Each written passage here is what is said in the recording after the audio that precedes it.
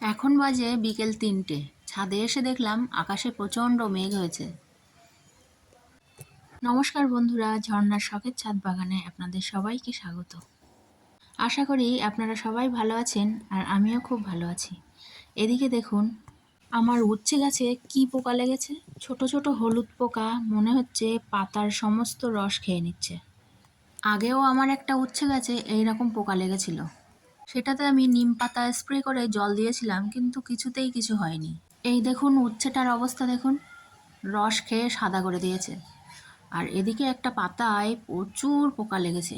এই দেখুন কতটা পোকা, দেখে তো গা ঘিনঘিন করছে। পাতাটাকে তুলে আমি ফেলে দেবো।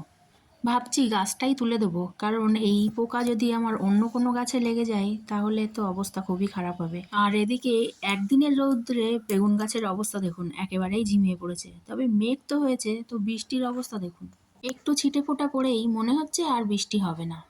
আর বেগুন গাছটাতে খুব সুন্দর বেগুন হয়েছে। এই অবস্থাতে ওর গোড়ায় জল শুকিয়ে গেলে একেবারেই হবে না। তো বৃষ্টি হোক আর না হোক, আমি ওদেরকে একটু জল দিয়ে দেবো। আর এইদিকে কালো লঙ্কাটা দেখুন কত সুন্দর লঙ্কা হয়েছে ছোট্ট একটা ডালে। তবে আমি লক্ষ্য করে দেখেছি আমার ছাদ বাগানে অন্য লঙ্কার তুলনায় কালো লঙ্কার ধরনটা একটু বেশি। আর এদিকে আমি জল নিয়ে চলে এসেছি গাছে, এবার একটু জল দিয়ে দিচ্ছি। আর লেবু গাছটাও শুকিয়ে যাচ্ছে, এতেও আমি জল দিয়ে দিলাম। আসলে মাটি সব গোড়ায় একেবারেই কম, ওই জন্য একদিনের কড়া রৌদ্রে গাছ সব ঝিমিয়ে গেছে। আর এখানে এই মালটা গাছের গোড়ায় কিছুটা চন্দ্রমল্লিকা দিয়েছিলাম, তো এখানেও আমি একটু জল দিয়ে দিচ্ছি। আর এদিকে দেখুন ইঁদুরের উপদ্রব থেকে বাঁচার জন্য আমি ইঁদুর মারা বিষ দিয়েছিলাম। তো দুখানা ইঁদুর, এত বড় বড় ইঁদুর আমার ছাদ বাগানেই মরে আছে। তবে আমার কপাল ভালো যে ইঁদুর দুটোকে আমি খুঁজে পেয়েছি, তা না হলে পচে যা গন্ধ হতো সেটা আমি বুঝতে পারছি। তবে খুঁজে পেয়েছি বলেই আমার বেশ ভালো লাগছে। তো ইঁদুর দুটোকে তুলে পেপারের মধ্যে করে নিয়ে আমি এইভাবে ফেলে দেব। তবে বিষ দিতে প্রচণ্ড ভয় লাগে, কারণ মরে যে কোথায় পচে থাকবে খুঁজে পাবো কি না সেই ভয়েই এতদিন আমি বিষ দেইনি। আর এদিকে শিমের এত দানা বসাচ্ছি, কিছুতেই চারা বেরোচ্ছে না। সেই জন্য আমি প্লাস্টিকের গ্লাসে দানা দিয়েছিলাম, তার থেকে দেখুন কত সুন্দর চারা হয়েছে। এবার আমি এই চারাটাকে বসিয়ে দিলাম। প্লাস্টিকের গ্লাসে দানা দিয়ে গ্লাসটা একটা শেডের তলায় রেখে দিয়েছিলাম। খুব সুন্দর চারা তৈরি হয়েছে। যে কটা দানা দিয়েছিলাম সব কটা দানা থেকেই চারা তৈরি হয়েছে। তো দুটো চারা আমি এখানে বসিয়ে দিলাম, আর বাদবাকিগুলো এদিক ওদিক সব বসিয়ে দেব। এমনিতেই যদি ছাদ বাগানে দানা দিচ্ছি, তাহলে দুদিন পর পর বৃষ্টি হলেই বৃষ্টিতে জল বসে দানাগুলো সব পচে যাচ্ছে।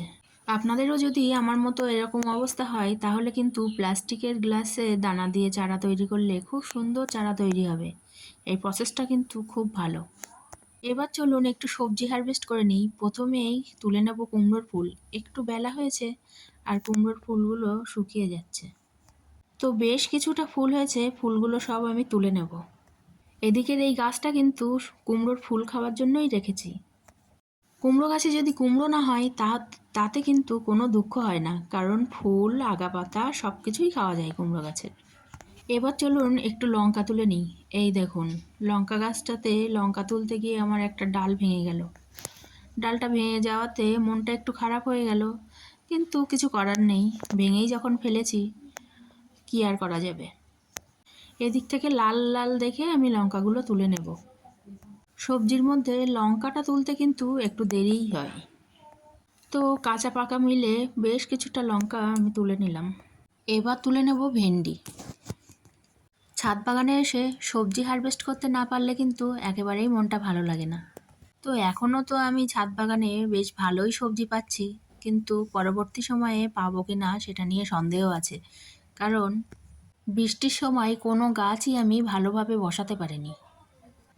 এখন সবজি বলতে যা আছে এগুলোই, আর নতুন করে কোনো চারা আমি তৈরি করতে পারিনি। তো ভাবছি এই মাসটা যাক, সামনে সেপ্টেম্বর মাস থেকেই শীতের সবজি বসানো শুরু করব। তো এখন হলো ছাদটাকে পরিষ্কার করার পালা। যেখানে যা সবজি আছে সব কিছু তুলে দেব। এই যেমন দেখুন চাল কুমড়ো গাছের ডগা কেটে নিচ্ছি। এখানে চাল কুমড়ো গাছে আর কুমড়ো হবে বলে মনে হচ্ছে না, তো আমি গাছটাকে কেটে দেবো আর ডগাগুলো কেটে নেব রান্না করার জন্য। এইভাবেই আস্তে আস্তে ছাদটাকে পরিষ্কার করে নেব। উচ্ছে গাছটাই তো খুব সুন্দর উচ্ছে হচ্ছিল, কিন্তু পোকার কারণে ও গাছটাকেও তুলে পরিষ্কার করে দেব। এবার আমি কয়েকটা কলমি শাক তুলে নেব। আপনাদের সাথে গল্প করতে করতে ভিডিওটার একেবারেই শেষের পর্যায়ে চলে এসেছি। আমার এই ভিডিওটা শেষ পর্যন্ত যারা দেখলেন তাদেরকে অসংখ্য ধন্যবাদ। আর যারা আমার নতুন বন্ধু আছেন তাদের যদি আমার এই ভিডিওটা ভালো লাগে তাহলে লাইক, কমেন্ট, শেয়ার, সাবস্ক্রাইব করে আমার পাশে থাকবেন। আপনারা সবাই ভালো থাকবেন। এই দেখুন, আমি এক কুলো ভর্তি করে সবজি তুলে নিলাম। আজকের মতো টাটা।